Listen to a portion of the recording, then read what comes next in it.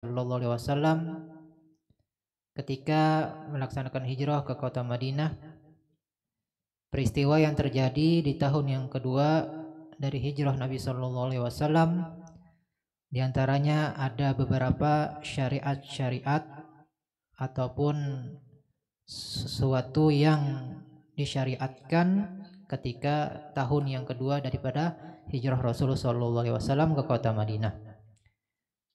Yang pertama, peristiwa perpindahan kiblat yang sebelumnya dari Baitul Maqdis dialihkan ke Ka'bah.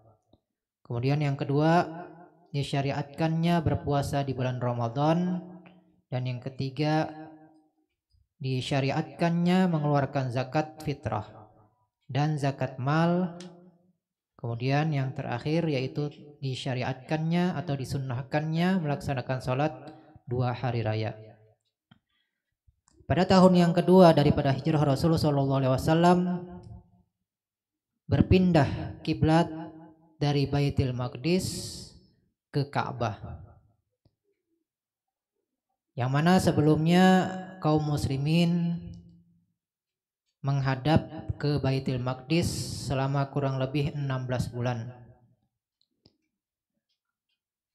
Ketika memasuki bulan Sya'ban tahun yang kedua daripada hijrah Rasulullah SAW, itu kalau dihitung kurang lebih mulai Rabiul Akhir tahun yang pertama daripada hijrah Nabi sampai ke bulan Sya'ban tahun yang kedua, sekitar 16 bulan jaraknya. Jadi ketika selama 16 bulan kaum muslimin sholat menghadap ke Baitul Maqdis.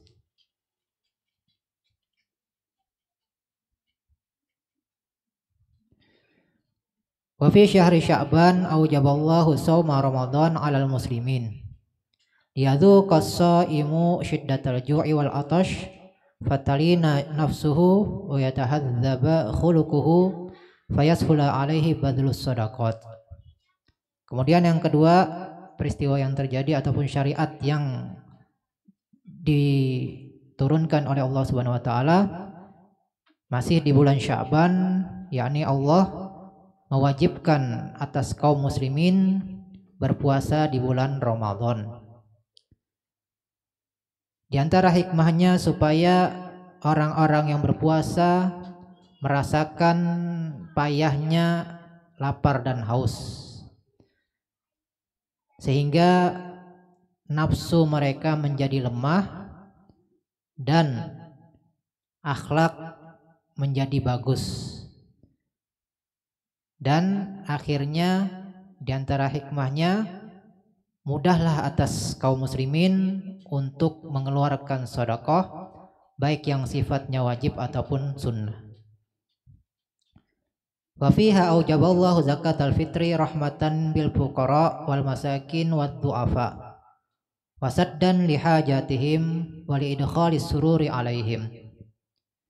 Kemudian yang ketiga, syariat yang diturunkan oleh Allah Subhanahu wa taala yaitu diwajibkan mengeluarkan zakat fitrah, yakni wajibnya ketika memasuki matahari terbenam di akhir bulan Ramadan, memasuki awal Syawal, maka di situ mulai wajib ataupun dihukumkan wajib mengeluarkan zakat fitrah. Tetapi boleh dikeluarkan mulai awal Ramadan. Di antara hikmahnya mengeluarkan zakat fitrah itu sebagai bentuk kasih sayang terhadap orang-orang yang fakir, orang-orang yang miskin, dan orang-orang yang termasuk golongan yang lemah. Dan di antara hikmahnya yang lain yaitu supaya bisa menutupi kebutuhan hidup mereka, yaitu orang-orang fakir tadi, orang miskin dan orang-orang yang lemah. Dan bisa juga memasukkan kegembiraan di hati mereka. Jadi sebagai bentuk kasih sayang. Kemudian yang kedua untuk menutupi kebutuhan hidup mereka dan memasukkan kegembiraan di hati mereka. Wa fiha aujaba zakatal amwal wa ataha lil asnafiz tsamaniyah. litadumal mahabbatu bainal aghnia wal fuqara fayata'awanu wa yatanasaru wa yantazimal amnu. Kemudian yang keempat, peristiwa yang terjadi ataupun syariat yang diturunkan oleh Allah Subhanahu wa taala, yaitu diwajibkan mengeluarkan zakat mal. Jadi selain zakat fitrah, yaitu zakat badan, ada juga yang namanya zakat mal, baik berupa emas atau perak, ataupun zakat perdagangan, ataupun zakat perkebunan, ataupun zakat harta yang terpendam, ataupun zakat barang galian. Nah, itu nanti masing-masing ada nisabnya dan haulnya. Maka barang siapa yang mempunyai harta yang dimaksud, maka wajib atasnya mengeluarkan zakat hartanya. Kemudian diserahkan zakat mal tadi kepada golongan yang 8, yaitu fakir, miskin, kemudian amil, kemudian fisabilillah, orang-orang yang terhutang, mu'allaf qulubuhum.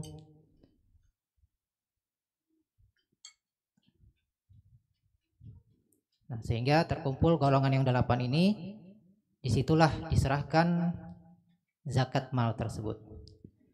Di antara hikmahnya supaya terus-menerus terbina saling cinta mencintai, saling mahabbah di antara orang-orang yang mampu dan orang-orang yang fakir, sehingga menjadi saling tolong menolong dan saling membantu, baik orang-orang yang kaya terhadap orang miskin atau sebaliknya orang-orang yang fakir miskin bisa saling menolong terhadap orang-orang yang kaya.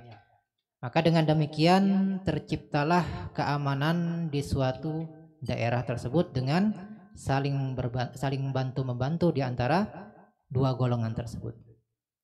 Wa fiha sanna salatul aidain liyatamakkana abnaul baladil wahid minal ijtima' fi yaumai Idul Fitri wa Idul Adha.